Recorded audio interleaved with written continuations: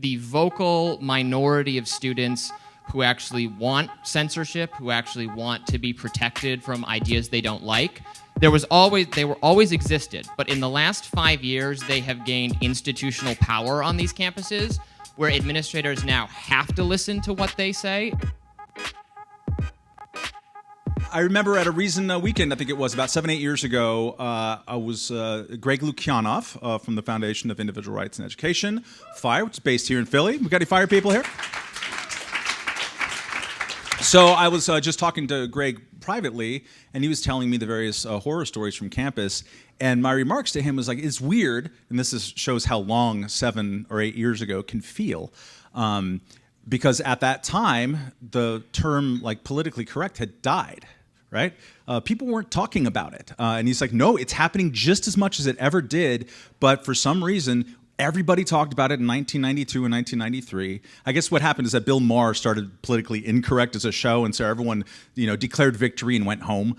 Also, journalistic outlets like Salon.com in its early presentation was directly supposed to be a politically incorrect place. They had David Horowitz as a columnist and Camille Paglia and these kind of people who traversed normal ideologies, and so people thought it went away, and it didn't. It just, the attention span wandered and went away. Well, needless to say, we have now rediscovered on a national scale how much political correctness on campuses and anti-free speech measures on campus has returned, and with a vengeance. And part of the reason why we know this is sitting next to me, Robby Soave, here, who's been with Reason for 2-3 years now. Robby has been writing about this stuff for us, and it's been an absolute revelation, both his work, which has been honored by a lot of people. He won a Southern California Journalism Prize for his work last year, being essentially the second journalistic skeptic of the University of Virginia rape hoax story that Rolling Stone perpetrated on the world. But he's been writing about campus free speech, campus sexual assault, and there is no shortage of material about the Bosch-style hellscape of microaggressions and safe spaces and all this nonsense that have come up. People like Nick and myself might pat ourselves on the back for all the great work that we do. Robby is running rings around us traffic-wise online. His reporting on this has been really instrumental. He was named Forbes one of 30 under 30 something or others there. I don't really know. Yeah. No, he's done really great work, and so what I want to get out of him a little bit here is whether we are actually seeing a huge spike, because that certainly feels like it, sitting as an old person on the outside of college campuses in this type of nonsensical and nefarious behavior. But before we get in that, since this might be some of your first time meeting our Italian-American friend over here, and we'll have a little Ask a Millennial session later with him. But just to give a quick sense of how a nice kid from Michigan ended up becoming a libertarian. Sure. So I grew up in what you would describe as a Republican household, although my parents were, I think, always libertarians, and they certainly describe themselves that way now. So when I went to college at the University of Michigan, I was describing myself kind of as like a hard-right conservative to sort of annoy other people on campus. And I quickly became annoyed with the campus publication, the mainstream student newspaper, the Michigan Daily, just a constant string of very far left editorials and columns and nothing but that. So I wrote a letter to the editor or something, and then they actually hired me to be like a conservative columnist for them. And I wrote something about, I think it was about film subsidies in Michigan, the crony capitalism of the film industry. And the Mackinac Center for Public Policy saw the column. They reached out to me, they invited me to attend a seminar, and then they kind of exposed me to the broader libertarian movement. I found out from them about Reason.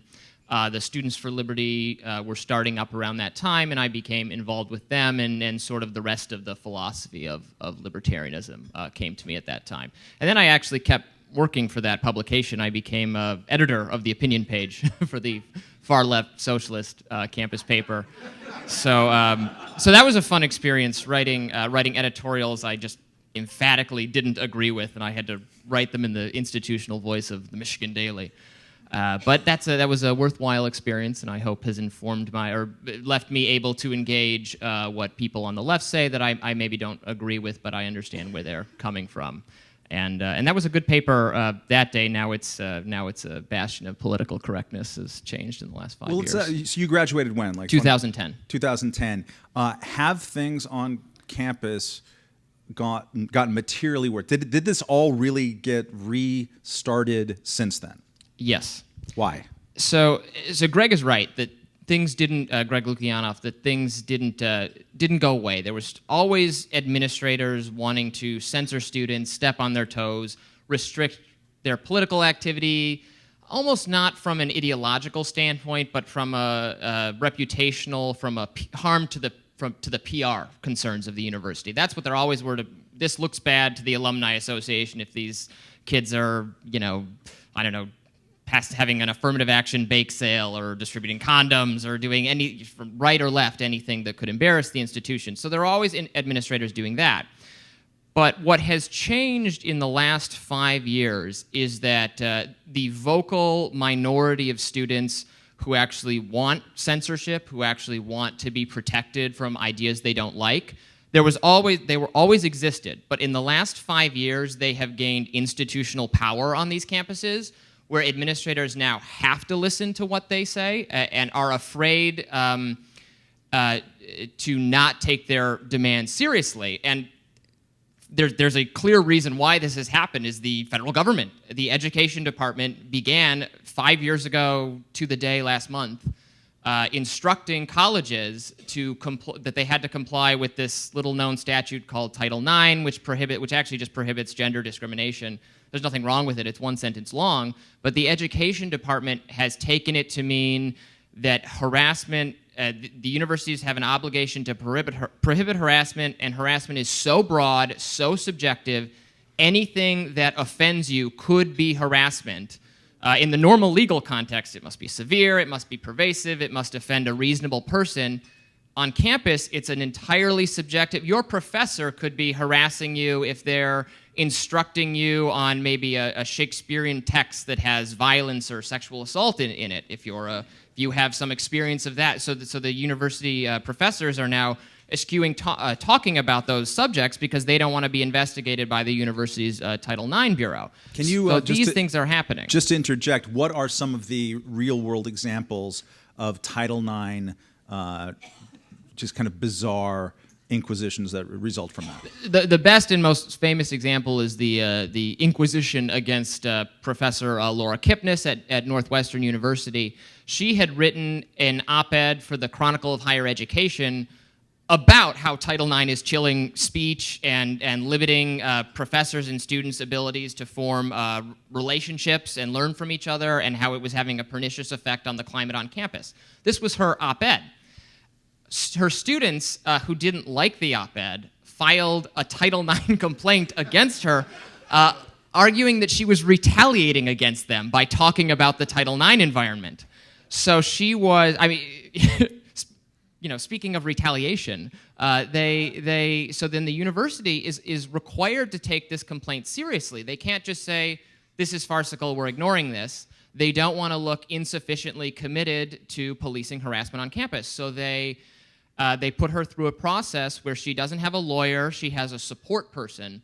Actually, the support person she had was so vocal about how this was an injustice that people filed Title IX complaints against him as well, and he was pulled from the process and had his own thing. So she has to meet with the university's lawyers. Actually, the university hired a team of lawyers. They flew them in.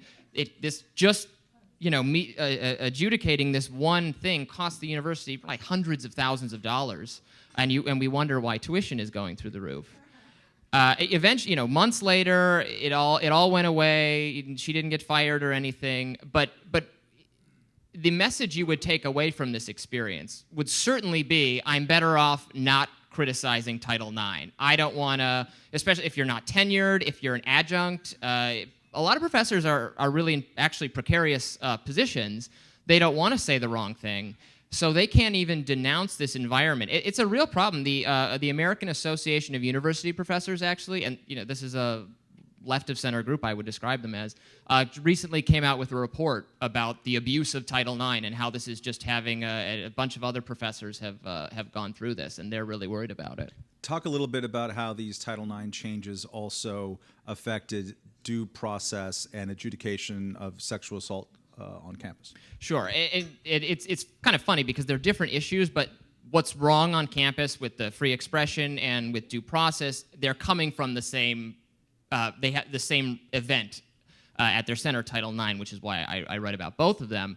In addition to kind of chilling speech out of harassment concerns, the Education Department has also interpreted Title IX to mean that universities must do more to police sexual violence, sexual misconduct on campuses.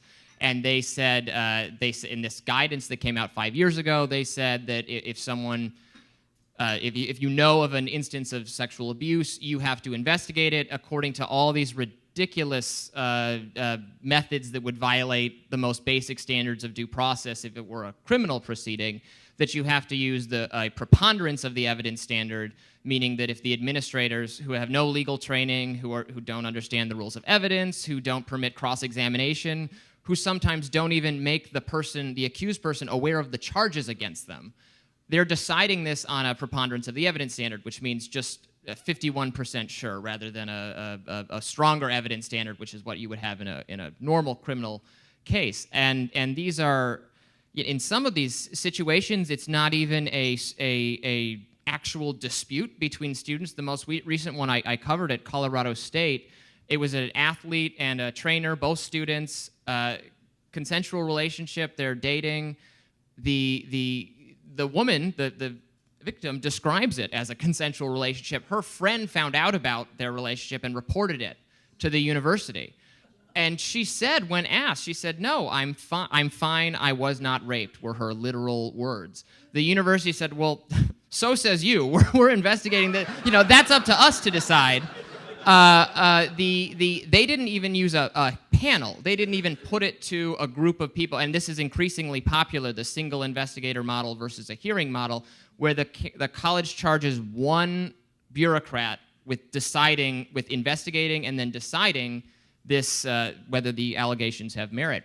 He's trying to say, well, you should interview her, you should interview all these people that know it was a consensual relationship. The administrator said, I am the interviewer. I will do the interrogating. I get to pick who I talk to. So he was found guilty. He was suspended for 2 years for sexually assaulting someone who said that he had not sexually assaulted her. Said that repeatedly. And this was the second case in 2 weeks that I covered where there was not actually a dispute between the two people.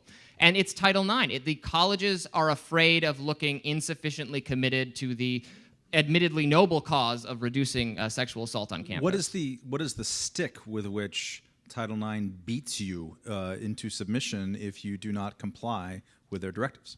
The Education Department has said these universities, public and private, will lose whatever funding they're getting from the government if they are violating Title IX. And they put their language very carefully. They don't say, they're saying, well, this is our interpretation of the guidance. You're welcome to ignore it if you want. Who knows what will happen then? And when called out on it by Congress, they try to step away. Well, we're just interpreting. This is just what we think. You can tell us something different. But the colleges are so risk averse. They're powerful institutions, but they're reliant on the money the federal government gives them. It's between being sued down the line, down the road by students they've mistreated. They'd rather face that than risk the government cutting their funding. Let's talk a little bit about the culture that is sort of feeding this or being caused by it or however you want to portray it. We have a situation now where Chris Rock, Jerry Seinfeld, a couple of other comedians have just openly said, we're not going on college campuses anymore. These people suck. I'm tired of it. I don't want, they're not. Tina Fey, I think, said something. Jerry Seinfeld. Similar to that. So is the culture on campuses getting noticeably worse? And that can't all be Title IX. There's human beings. Why are they? Yeah. What's happening? I was reading. So there was a story in the Brown Daily Herald, the campus newspaper for Brown, a couple weeks ago, that got some headlines. These were student activists, liberal student activists on the campus, describing what their work had done to their emotional state. These students saying they're suffering panic attacks, depression, their grades are dropping, they are suicidal, they can't concentrate on anything because of the inequality and injustice in the university that they're working hard to fight. And then towards the end of the article, you got to, so what was the horrible injustice they were trying to overcome? It was that someone had published an op-ed in the student newspaper that they disagreed with. It was about how, like, it was a stupid argument for, like, there are some benefits of colonialism or something was the op-ed. Yeah, which might be wrong, but certainly an idea worth debating at a university. That was, what they considered to be almost literal violence against them. They were, listening to their language, you would think they had survived like a genocide or a mass shooting or something, that they had survived this horribly traumatic event. So I'm trying to figure, like, how could it be that these students are like this? And I think it's this new power that the most oppressed, the most marginalized, the most victimized person on campus has. It's to their advantage to portray themselves. I don't think it's all sincere. I think they portray themselves that way because they have power, they get paid attention to by the media now, they get to social media love, and there's a new, and by the way, this is starting way before these kids get to college. The K through 12 system, and the helicopter parenting, the things my colleague Lenore talks about, the sort of vindictive coddling of young people in schools. They think the authority figures treat them like they're in so much danger all the time. There's so much fear of mass shootings in schools, even though schools are safer than they've ever been before in human history, of kids playing by themselves in the park, even though parks are safer than ever before in human history. Students who do anything, who act out a little bit, are punished. Who bring their fishing gear to school are expelled for bringing deadly weapons. A kid who wrote a story about a dinosaur in which he shot the dinosaur, that kid was expelled.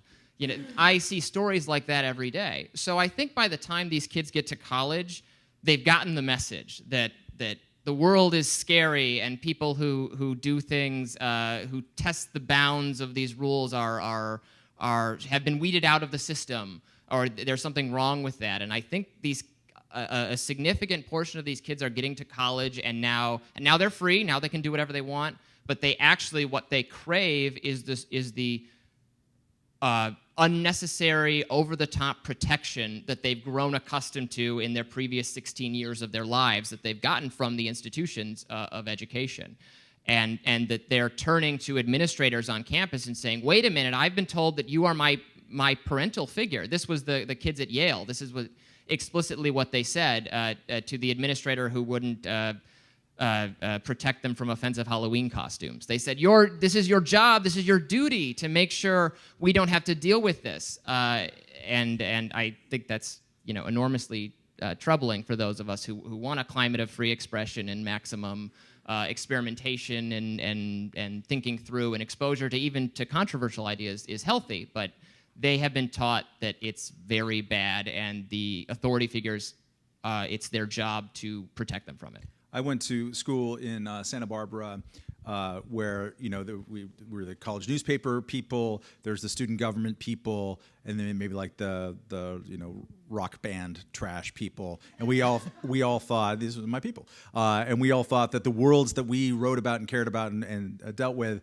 were the most important worlds out there. But in fact, Santa Barbara's 18,000 people, and about 17,000 are just drinking pitchers of beer and playing volleyball, and they're in sororities and fraternities, have no idea what the rest of us were talking about, which is a way of saying, if you took a cross-section of a college student, and I'm not talking about weirdos like these guys here, but like if you took a bit out of the median college student and just put it in a microscope in a laboratory, would that person be a coddling, safe spacer, microaggression person, or they don't even know what this is going on? Yeah, I don't think so at all. I think most students still want to go to college. They're interested in ideas. They like their classes. They're not set in their views. They want to hear different ideas. They're exactly what should be aspired to. So I don't think It's that most students, I don't think it's that all students are like this, or even most students. It's just this vocal minority that has always existed and now has gained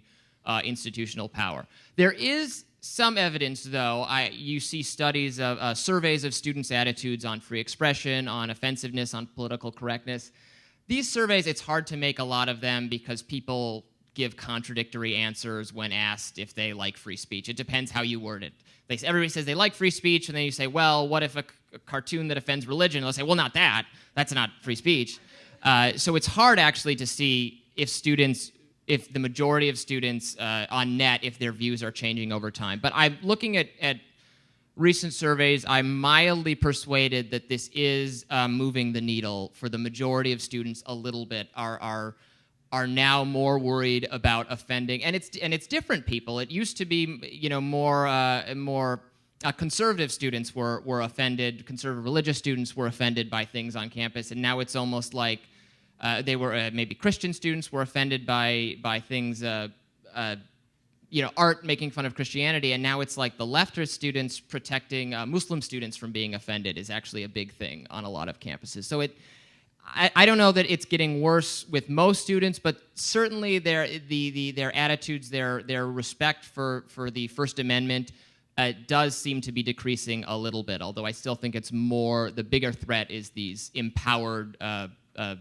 minority of very, very censorious students. Is there a backlash forming? Are students going, what the hell is wrong with you people? And so therefore, let's subscribe to Reason Magazine. Well, I hope so, and I think it's very important for us in the room who are committed libertarians to kind of take control of this and steer it, because what I worry, I see a lot of disaffected students, non-liberal students, libertarian and conservative students who hate this repression, this environment of censorship on campus, but a not trivial number of these people are actually turning to like Donald Trump type figures because he complains about political correctness, and they're not doing it out of a affinity for his views, but because actually just saying the words Donald Trump on campus is like it's like a anti-PC statement. It's a no, right, it is. Just writing in chalk on the ground, Donald Trump 2016 has been considered an act of violence. I'm not, no exaggeration. At my campus, the University of Michigan, there's a main square on campus where people chalk political messages all the time, and someone wrote Trump 2016 and Stop Islam, and these are ideas that you might not agree with or you might not like, but they're certainly not unreasonable to discuss them or express them in a public square on a college campus. The students were so offended, they complained that there was not an emergency number they could call at the police station to have someone take care of this. They did eventually figure out that if you threw water on the chalk, it would take care of itself. But so I worry that, but this was a great, so then the students have, then the kind of students who are the anti-PC students will have, they've invited sort of pro-Trump figures and speakers to campus, and so Milo Yiannopoulos is one of them, and I appreciate what he does to make fun of the censors, and that has value, but I would rather it being done from a principled libertarian standpoint rather than just falling in with someone who is very PC in a different way. And in a right-wing way, you can't say things about police officers and so on. And there's a conservative political correctness too, and we want to be principled about it and not kind of caught up in the charlatan that is Trump. Robby, as I mentioned at the top of this, has been instrumental in our efforts over the last couple of years, which have been very conscious of reaching more young people, reaching a younger audience. And as the material in our annual or semi-annual board book points out, I think 40% of our online audience to Reason.com, 2 out of 5 people, I remember that much from math, are under 35, which in the opinion journalism world is insane. Seriously, like if the median viewer of a cable news show is more or less 70 age. No, that's not hyperbole. Median Yeah, the median at Fox Business where I used to work, it was like 69.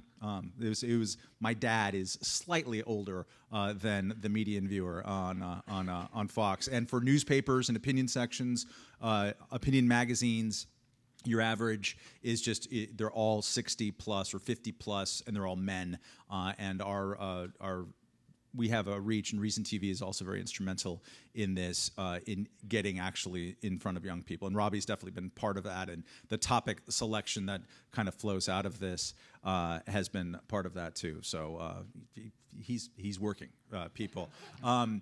I want to get to ask the millennials session here with the crowd here. But can you give us, before we turn it over to them, give us a sense of where this is heading? The president of the United States has told kids, look, you got to lighten up on college campuses. He has done it.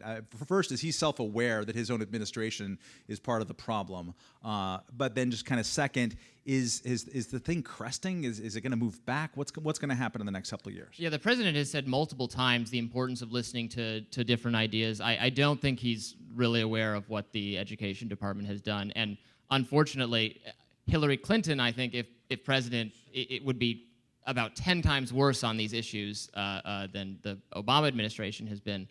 That said, there is certainly in addition to a broader awareness in the culture that political correctness, broadly defined, or rather specifically defined as abject censorship, particularly on college campuses, has gone way too far and is a problem. Some of these lawsuits that students have filed actually now impugn the education department directly. They're actually naming the education department as co-defendants in their lawsuits. And also Congress seems increasingly interested in reining in Title IX particularly. They've actually accused it of violating the Administrative Procedures Act, which sounds very boring and technical, but they have a good case that no one subjected this guidance to public scrutiny, and therefore it's actually in violation of the law. So I'm hopeful that Congress or courts could, in the next couple of years, rein in some of this stuff. It's cyclical, and we could be having things get better, I think. But I would still say we're in for another year or two at least of really outrageous stuff on campus that no one is doing a thing about other than us bringing attention to it and kind of making fun of them. Very good. Robby Soave, ladies and gentlemen.